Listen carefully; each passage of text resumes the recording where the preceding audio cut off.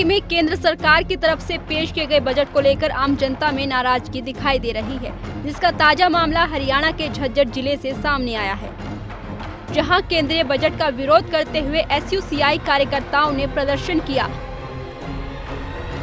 Budget में किसानों, मजदूरों और कर्मचारियों समेत छोटे दुकानदारों की अनदेखी करने का आरोप लगाया है और एसयूसीआई कार्यकर्ताओं ने सड़कों पर उतरकर जोरदार प्रदर्शन कर जिला मुख्यालय पर इकट्ठे होकर केंद्र सरकार का पुतला भी फूंका।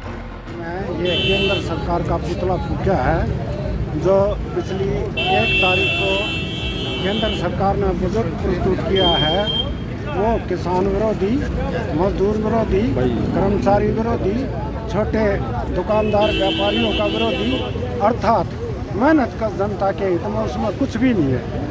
उसमें सारा का सारा ध्यान कॉरपोरेट जगत और पूंजीपति वर्ग का रखा गया है। कॉरपोरेट जगत का टैक्स था जो वो 12% से घटाकर 7% कर दिया गया है, जबकि खेती बाड़ी में मनरेगा का तथा एमएसपी के लिए जो राशि रखी जाती है वो घटा दिया है।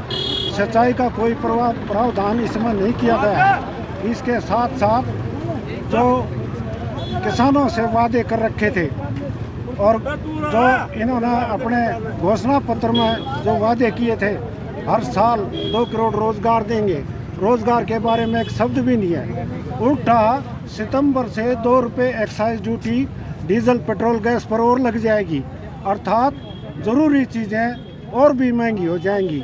कुल मिलाकर ये बजट शिक्षा जगत के जो विद्यार्थी हैं और जो इलाज करवाते हैं लोग, यानी निजीकरण के कारण शिक्षा और इलाज आम जनता की पहुंच से बाहर होता जा रहा है।